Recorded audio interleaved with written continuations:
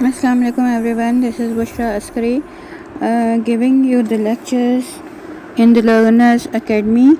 Now today is the lecture about the Rogers person-centered approach, and this is the second lecture. Rogers की जो client centered approach थी, जो मैंने आपसे पहले डिस्कस किया था कि इसमें सेल्फ को इम्पोर्टेंस देता है रॉजर्स, और जो कॉन्ग्रुइटी मीन्स के जो इसकी एक्चुअल सेल्फ है और आइडियल सेल्फ में जो कॉन्ग्रुइटी होनी चाहिए, यानी कि सिमिलरिटी होनी चाहिए, अदरवाइज पर्सन थ्रेट फील करता है। और वो इस तरह कि अगर एक इंसान अगर ऑनेस्ट है, तो अगर वो डिसऑनेस्टी शो करेगा तो फिर उसको काफ़ी प्रॉब्लम होगी और वो थ्रेटन फील करेगा, और ये डिस्क्रिपेंसी होगी जो वो ख़ुद है मगर और वो जो एक्चुअली बिहेव कर रहा है। तो this is the example of इनकॉन्ग्रुइटी। और Rogers view of the good life, the फुलिंग functioning person. अब जो है रॉजर्स के जो कुछ पॉइंट्स हैं जिसमें उसने कहा है कि जो फुली फंक्शनिंग पर्सन होते हैं उसके ये करैक्टरिस्टिक्स है। एक तो वो ओपन होता है एक्सपीरियंस में, और वो किसी किस्म की जो है अपनी फीलिंग्स को नहीं छुपा सकता, बल्कि वो हर तरह से अपनी फीलिंग्स के बारे में ओपन होता है और इतना डिफेंसिव नहीं होता। नंबर 2 पर करैक्टरिस्टिक्स है जो है एक जो फुली फंक्शनिंग इंसान है, यानी कि जो अपने अच्छी तरह जो ज़िंदगी गुजारता है, जो कि एक नॉर्मल इंसान है, वो अपने प्रेजेंट मोमेंट पे ध्यान देता है। यानी कि उसको ये नहीं परवाह होती कि आगे अगले दिन क्या होना है या पास्ट में क्या होना है। वो जो इंसान का जिस लम्हे वो ज़िंदगी गुजारा है उसी पे फोकस करता है। तीसरी क्वालिटी जो है वो एक जो फुली फंक्शनिंग इंसान होता है वो नॉर्म्स के मुताबिक ज़िंदगी गुजारता है, और नॉर्म से हट के ज़िंदगी गुजारना उसके लिए मुश्किल होती है, क्योंकि अगर वो नॉर्म से हट कर ज़िंदगी गुजारेगा तो उसको लोगों से बहुत ज़्यादा क्रिटिसिज्म का सामना करना पड़ेगा। फोर्थ करैक्टरिस्टिक है experiential freedom.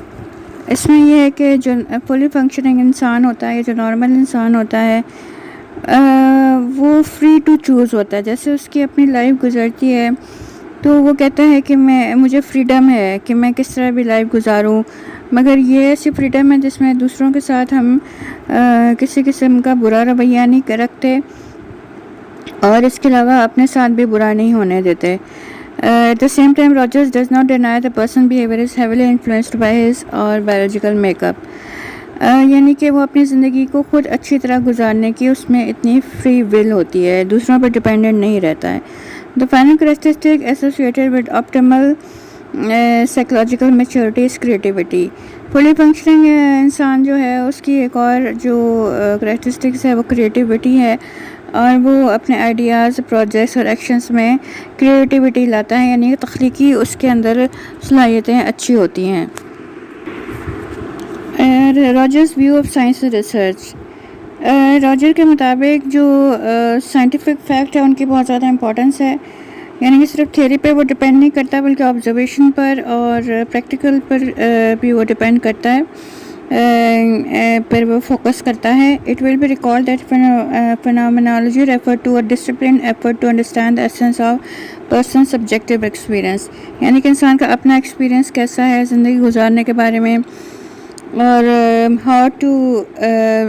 how people come to know understand their world and themselves, यानी कि लोग अपने बारे में और दुनिया के बारे में किस तरह की अंडरस्टैंडिंग करते हैं और वो किस तरह ज़िंदगी गुजारते हैं। इसके अलावा साइंटिफिक रिसर्च जो है वो भी इम्पोर्टेंट पार्ट प्ले करती है रॉजर्स के पॉइंट ऑफ व्यू के मुताबिक।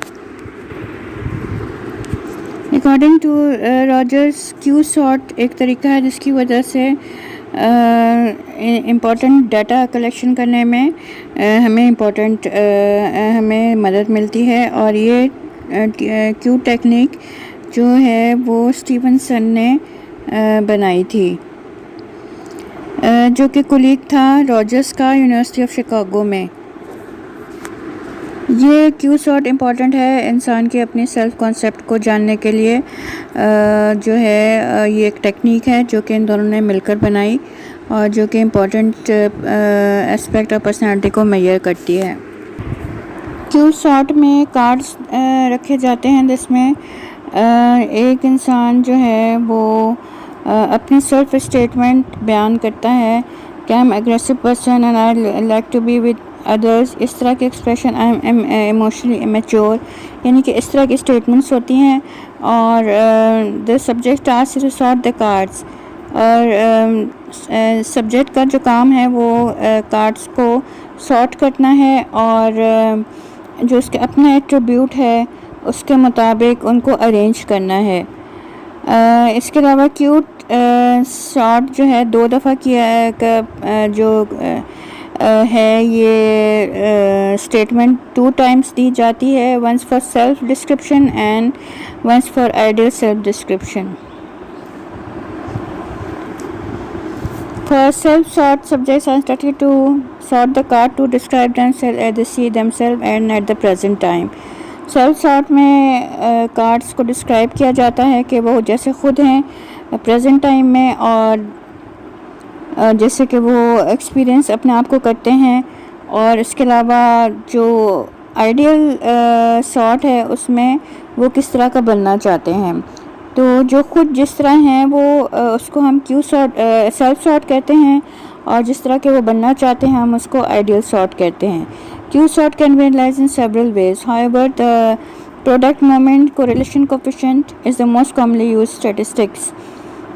اس میں جو ہے بہت طریقے سے ہم انالائز کرتے ہیں کیو سارٹ کو۔ ایک طریقہ ہے کہ کوریلیشن کوفیشینٹ اس کا ہم معلوم کریں، تاکہ جو آئیڈیل سیلف ہے اور جو ایکچوئل سیلف ہے اس کے بارے میں وہ کتنا ایک دوسرے سے ملتے ہیں، تو ہمیں اس کے بارے میں معلوم ہوتا ہے through product correlation coefficient. Rogers کی ڈس آرگنائزیشن آف سائیکوپیتھولوجی، پرسنالٹی کی جو پرابلم کریٹ ہوتی ہیں وہ اس لیے ہوتی ہیں کیونکہ ایکچوئل سیلف جو انسان جس طرح کا ہے اور وہ جس طرح بننا چاہتا ہے اس میں ڈفرینس ہوتا ہے، اور جب یہ ڈفرینس زیادہ ہو جاتا ہے تو سائیکوٹک پرابلم بھی ڈیولپ ہو جاتی ہیں۔ راجرز کے تھیراپی جو ہے ہمیں ہیلپ کرتی ہے تاکہ وہ اپنا سیلف کانسیپٹ کو بہتر بنائے اور فینومینالوجیکل فیلڈ آف ایکسپیرئنس کو اچھا بنائے، تو یہ ہمیں فیسیلیٹیٹ کرتی ہے راجرز کی client centred therapy. Client centred therapy یا ہم کہتے ہیں پرسن سینٹرڈ تھیراپی جو کارل راجرز کی ہے، وہ کلائنٹ کے جو پرسنالٹی چینج ہے یا وہ جس طرح کا سبجیکٹیو ایکسپیرئنس ہے یا وہ اپنے بارے میں کس طرح سوچتا ہے اس پر بیس کرتی ہے، اور کلائنٹ کو یہ زیادہ امپورٹنس دی جاتی ہے اس تھیراپی میں، اور he has become more concerned with the issue of precisely what condition must be met before the client can begin to resolve her own problem۔ Client کو اپنے آپ کو مضبوط بنانے کی اس میں زیادہ جو ہے نا امپورٹنس دی گئی ہے تاکہ وہ اپنے آپ کو ایک اچھا انسان بنا سکے۔ Psycho therapy and gardening is a very important sort of therapy for client, کیونکہ گارڈننگ سے جیسے کہ اس میں گروتھ کا ہمیں ایکسپیرئنس ملتا ہے، جیسے کہ گارڈننگ ایک انسان کرے گا تو وہ اس کو ایک اچھا ایکسپیرئنس ہوگا، کیونکہ جیسے جیسے پودے وغیرہ وہ لگائے گا تو وہ جب گرو کریں گے تو اس کو ایک طرح سے سیٹسفیکشن ملے گی۔ تو یہ ایک طرح سے سائیکو تھراپی اور گارڈننگ کو راجرز نے ان دونوں کو آپس میں اسیمولیٹ کیا ہے، یا ایک دوسرے کو آپس میں اس نے کمپلیمنٹ کیا ہے، کیونکہ گارڈننگ سے ایک بہت اچھا احساس انسان کی لائف میں یا انسان کے اپنے ذہنی آسودگی کے لیے بہت امپورٹنٹ ہے. جیسے کہ ایک مالی ہے وہ پودے لگاتا ہے اور جب وہ پودے گرو ہوتے ہیں تو اس کو ایک طرح سے ذہنی سکون ملتا ہے اور وہ گروتھ کی طرف جاتا ہے. تو اسی طرح مالی کا ذہن بھی جائے گا گروتھ کی طرف. یا اگر ہم اس ہابی کو اپنی زندگی میں ہم اپنائیں، یعنی کہ اگر ہم گارڈننگ کو ہی اپنائیں تو ہمیں کافی مینٹل سیٹسفیکشن مل سکتی ہے.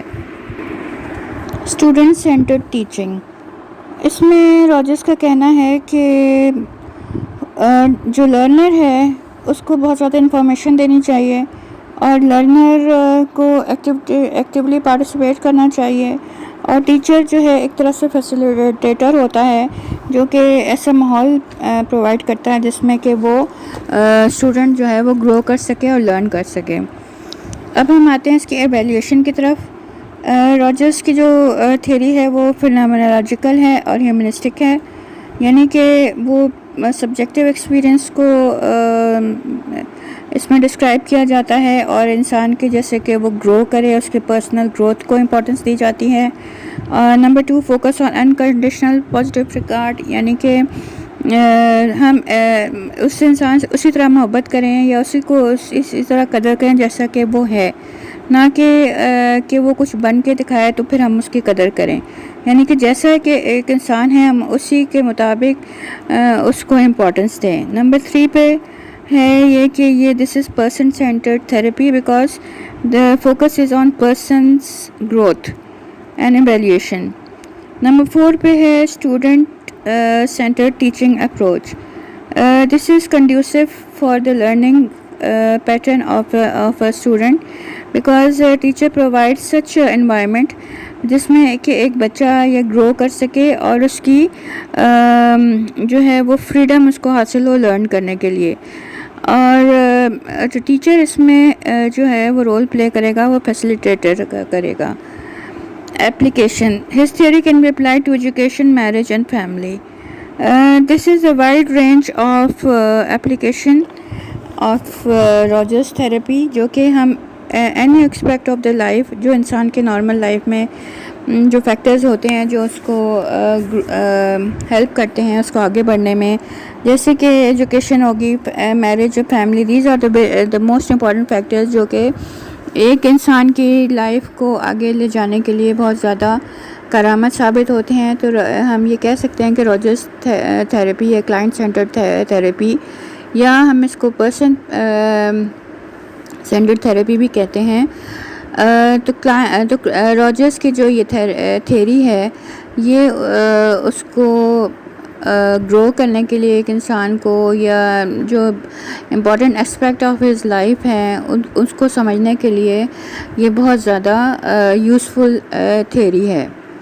اوکے اسٹوڈنٹس، آج کا لیکچر اتنا ہی.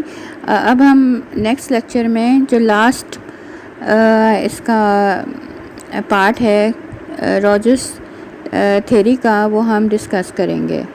Okay, thank you.